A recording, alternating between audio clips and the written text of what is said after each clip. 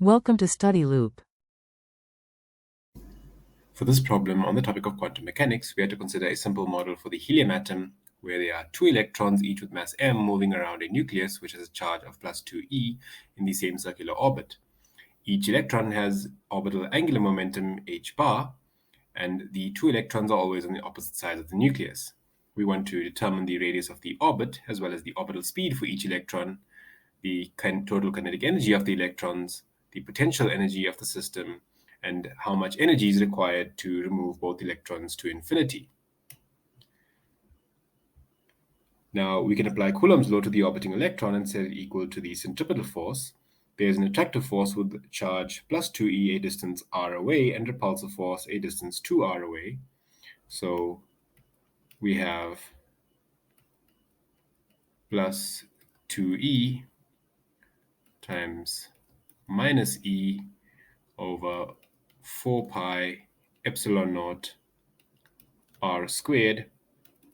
plus minus e times minus e for the two electrons over 4 pi epsilon naught 2r all squared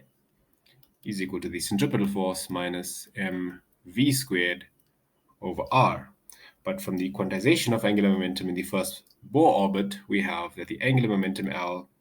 is mvr, and this is equal to h bar, which means that the speed v of the orbiting electrons is h bar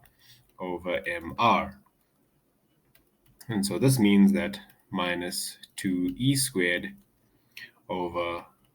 4 pi epsilon naught r squared plus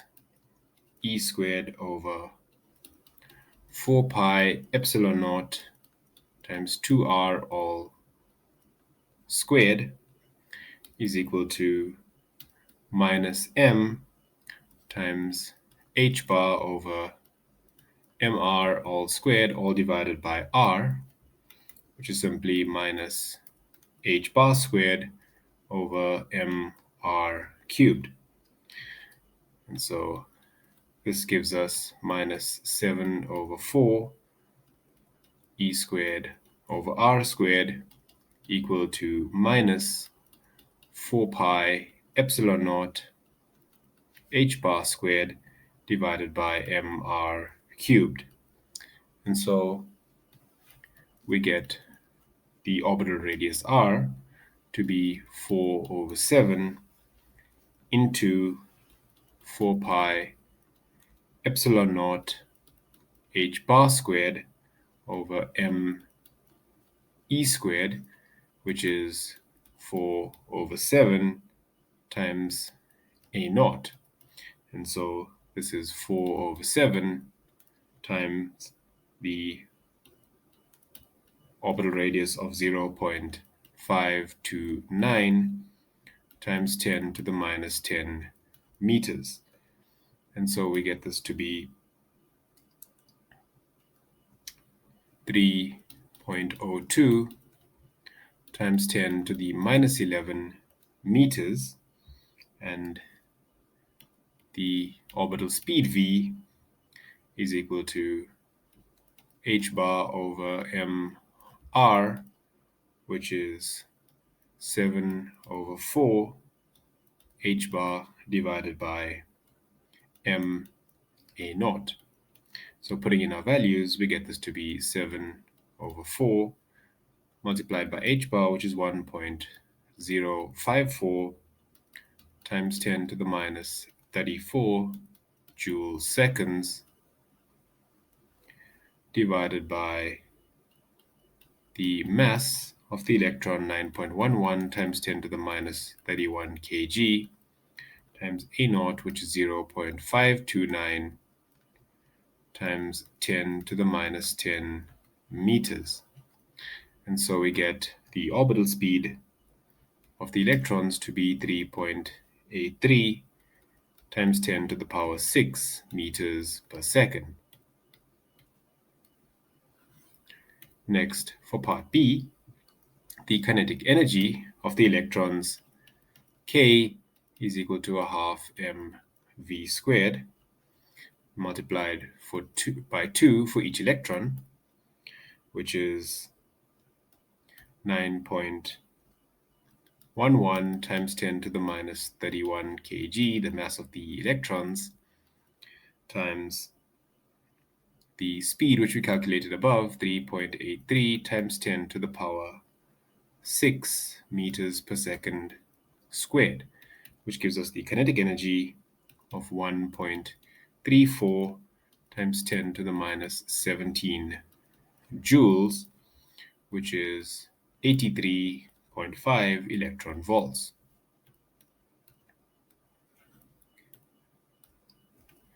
The potential energy for the system, U, is equal to 2 times the potential energy for each electron, which is minus 2e squared, over 4 pi epsilon naught r plus e squared over 4 pi epsilon naught times 2r, which simplifies to minus 7 over 2 into e squared divided by 4 pi epsilon naught r, which is equal to minus 2.67 times 10 to the minus 17 joules, putting in our values, and this is minus 166.9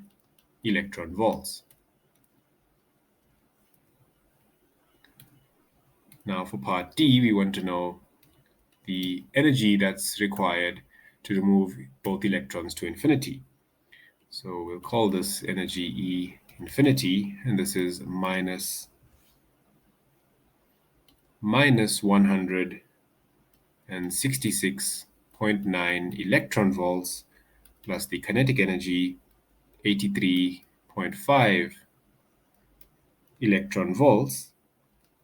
which gives us a total energy of 83.4 electron volts to overcome both the kinetic and potential energies. And this is only 5% off from the real value of 79 electron volts.